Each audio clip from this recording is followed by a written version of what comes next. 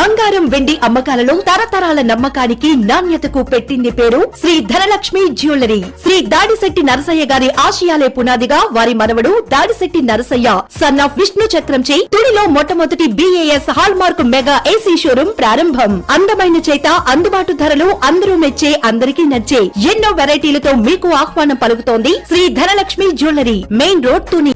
నమస్కారం, my media news కి స్వాగతం. నేను పుష్ప.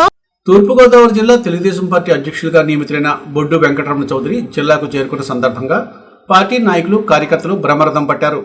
హైదరాబాద్ నుండి మధురపూడి విమానాశ్రయానికి చేరుకున్న వెంకటరమణ చౌదరికి టీడీపీ నాయకులు కార్యకర్తలు ఘన స్వాగతం పలికారు. గజమాలలతో సత్కరించి పూలమాలలతో ముంచెత్తారు. వెంకటరమణ చౌదరి ముందుగా బూరుగుపూడి గ్రామంలోని షిరిడి సాయిబాబాను దర్శించుకుని పూజలు చేశారు. అనంతరం బూరుగుపూడి కాపవరం సెంటర్లో పార్టీ జెండాలను ఆవిష్కరించారు. కోరుకొండలో ఎన్టీఆర్ విగ్రహానికి పూలమాలలు వేసి నివాళులర్పించారు. కోరుకొండలో తెలుగుదేశం పార్టీ జెండాను ఆవిష్కరించారు. అనంతరం భారీ ర్యాలీగా కోరుకొండ శ్రీ లక్ష్మీ నరసింహస్వామి వారి ఆలయానికి చేరుకొని స్వామివారిని దర్శించుకున్నారు. తెలుగుదేశం పార్టీ అన్ని జిల్లాలకు గాను అలాగే ఉన్న కమిటీలను నియమించడం జరిగింది. అయితే దీంట్లో దీర్ఘమైనటువంటి ప్రక్రియ నడిచింది. ముందుగా ఒక త్రిసభ్య కమిటీ ప్రతి జిల్లాకు వెళ్ళి అక్కడ నాయకుల్ని, అక్కడ ఉన్న ఇన్ఛార్జీలని, ఎమ్మెల్యేలు అందరినీ కూడా కలిసి వారి అభిప్రాయం సేకరించి తర్వాత మొత్తం జిల్లాల వారీగా ఒక పెద్ద రీసెర్చ్ చేసి, అంటే ఎవరైతే బాగుంటారో, ఏ సామాజిక వర్గానికి ఎక్కడ ఇవ్వాలి, ఇవన్నీ కూడా దీర్ఘంగా ప్రతి నాయకుడి ఫీడ్బ్యాక్ తీసుకుని చేయడం జరిగింది.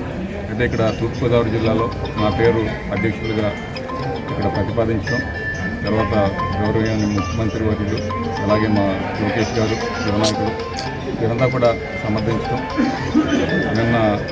నిన్న మొన్న అది అధికారికంగా మీడియాకి ఇవ్వడం ఇవన్నీ కూడా జరిగింది. ముందుగా వారికి ఇక్కడున్న మా పార్టీ నాయకత్వానికి అధినాయకత్వం మా ముఖ్యమంత్రి వర్యులు, అలాగే మా పార్టీ జాతీయ అధ్యక్షులు చంద్రబాబు నాయుడు గారికి, అలాగే మా జాతీయ పార్టీ ప్రధాన కార్యదర్శి అయినటువంటి లోకేష్ గారికి, ముఖ్యంగా వారిద్దరికీ కూడా ప్రత్యేకమైనటువంటి ధన్యవాదాలు తెలుపుతున్నాం. అదేవిధంగా ఇక్కడ ఉన్నటువంటి ఎవరైతే అంటే దాదాపు 2.5 సంవత్సరాల క్రితం ఇక్కడ రాజనగరం నియోజకవర్గానికి ఇన్ఛార్జిగా రావడం జరిగింది. అప్పటి నుంచి ఇప్పటి వరకు అహర్నిశలు కూడా స్పందిస్తూ ఉంటూ నన్ను ఎవరైతే కార్యకర్తలు, నాయకులు అందరూ కూడా ఆదరించారో వారందరికీ కూడా ప్రతి ఒక్కరికి పేరు పేరున వారికి పాదాభివందనాలు తెలియజేసుకుంటూ